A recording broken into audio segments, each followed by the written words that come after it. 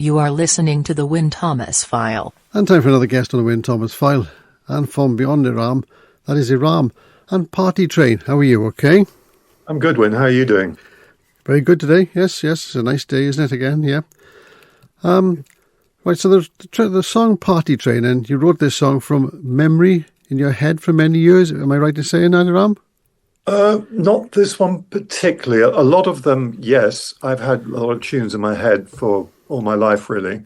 This one just sort of kind of came out, recently. But the reason I wrote this one was because I wanted something that people could dance to. Right. So that's sort of the story with this one. And my village ended up dancing on the video, on the behind-the-scenes video, which was great fun. Yeah, we'll get to that now in a second, yeah. But it wasn't until you learned the piano that you sort of could play it as well? Was that some part of this song or a previous song? It's not this song, it's all the songs. I mean, I've spent a lifetime with music in my head, but no outlet for it. And then I learnt piano in the lockdown, and that gave me the outlet to start sort of churning stuff out. So I guess they were all in there, including this one, but there's some I remember specifically from my childhood. I don't remember this one. It probably was in there. But, this is the mechanism at the moment. Did you produce the song yourself? No.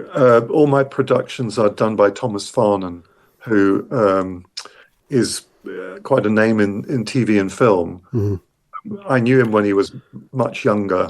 And his dad, David File, was also in the same world, or is still. And his granddad produced albums for Frank Sinatra, so it's a sort of legacy of musical royalty almost. And so Thomas actually, when he was still at music college, he wrote a piece for me to ride my horse at the Asian Games in China. Mm-hmm. So, our relationship goes back a long time. And his dad advised me when I wrote my first piece on this sort of new journey I'm doing. And, he gave me advice till it was sort of finished. And then I put it away for a year. And then I pulled it out. And Tom was the one I ended up calling because he was coming to Arsenal with me as a guest. We're both Arsenal fans. So I thought, well, I wonder what he thinks of it. And then the relationship began in this new phase. So was it Tom's studio you went to record it, or was it somebody else's? No, we've been to, we just sort of hire studios, to be honest. Right, okay. Mm-hmm. But there's orchestra appears on a lot of the things, and for those we fly to Budapest, and the Budapest Art Orchestra that did the Queen's Gambit and things like that, they play on all the tracks. And then the stuff we do in London, where we're sort of hiring studios, is, where the guitars, drums, singers, they appear. So I read you were born and raised in Hong Kong. When did you come to the UK then? I came to the UK to come to university. So I basically spent my childhood there and then came over to go to Bath University. And stayed ever since? More or less. I mean, I've been back a couple of times for a year at a time, but basically I've been here, yes. And now you live in Cornwall as well, don't you? That's right. Lovely part. Nice part of the world, yeah. It is. Party Train is a song you said you wanted to dance to. Yeah. You had two ladies in the village to listen to the song and tell you. So tell me how that went. What was that adventure like?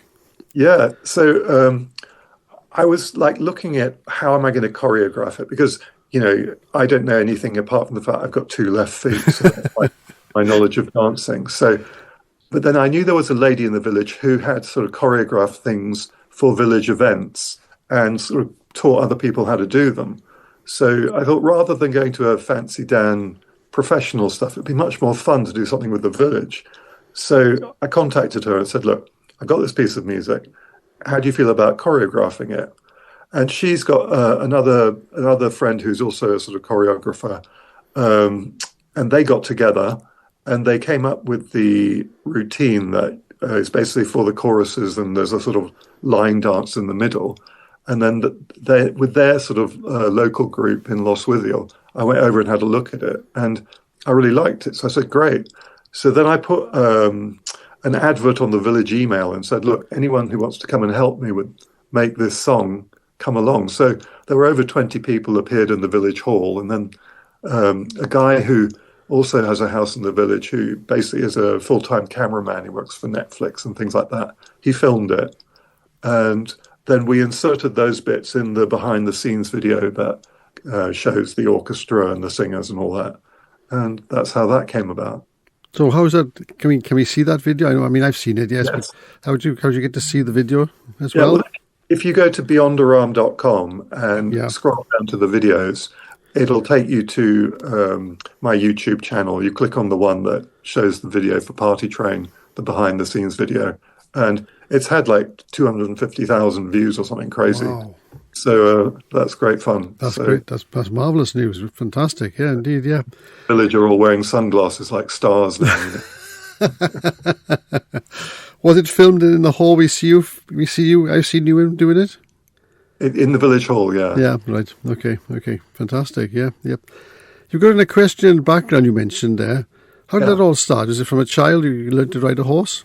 It is. I mean, I was a swimmer when I was very young in Hong Kong, and then some of my friends would go to the New Territories and ride, and the New Territories is like on the border of China, because I grew up on the Hong Kong island. And back then, which was a while ago, to get to the New Territories was quite a trek. You know, the roads were very old and twisty, and or you got the train, which took forever because you had to cross the harbour on the ferry and so on. So you had to be very keen to make your way there. And I was keen. And obviously when you work hard at something as a kid, it makes you want it more. And that's what happened with me in riding. I got more and more into it. So by the time I was coming over for university, I was really keen. And so it continued. Yeah, I mean, equestrian, to me, I mean, it's that first bit, isn't it, where you get a horse dancing, if you mind me saying that in a crude way. Is that the certain part of the skill of equestrian in that style? That's what I ended up doing, dressage. But when I was young, I like jumping and going fast like all kids. But as I became a bit older, the dressage and the control and the relationship appealed to me, and that's the route I went down. That takes a lot of work, doesn't it, to get a horse to actually do that for you, does it? It takes an endless amount of time. Yeah, it does. And the thing is that it's one of these things where you can never be perfect. All you can do is work. But it's great. It's very rewarding because you kind of see yourself on a graph going up over time as you improve. And and then there are the odd dips. But basically, if you keep chipping away, you and the horse build up a good rapport, start to trust each other. And then it becomes almost like you think something and the horse does it. Because the horse wants to please if it likes you. That's marvellous. Yep, I suppose that applies to the cross country as well, doesn't it? The horse has got to trust you and you've got to trust the horse, haven't you?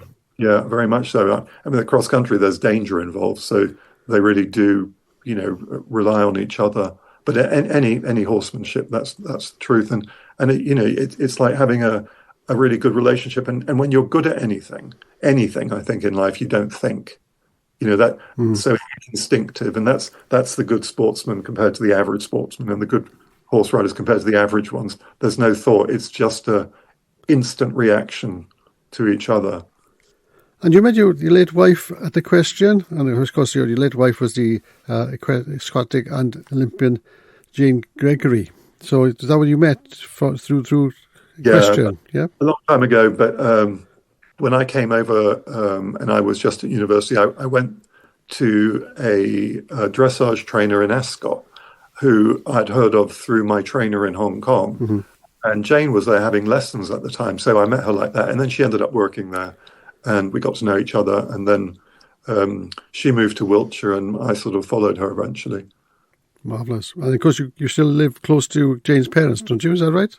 Well, her late parents now, but late parents. Oh, sorry. Yeah. Yeah. No, her sisters are still here, so we're all great friends, and but they're the ones that drew me down to this area because Jane had been brought up in this village, so I'd been coming here for many years, so I got to know it and be very fond of it and her family. Well, Aram, you've actually sort of brought back the conga to dance, haven't you, by bringing out this song and video. You still see it with older people. Maybe you can get some younger people to do the conga as well. That would be great, wouldn't it? Yeah, I mean, there's actually been a few YouTube influencers doing bits of the song, but they've been doing the sort of chorusy bit, not the conga bit, I guess because they do it by themselves. But it would be really fun if it's something that just happened at a wedding or something like that. That's my sort of dream. It would be, and I wish you luck with that. Yeah, thanks for being my guest today. It's been an absolute delight to talk to you. Good luck with the song, and we will play the song after this interview. Climb aboard!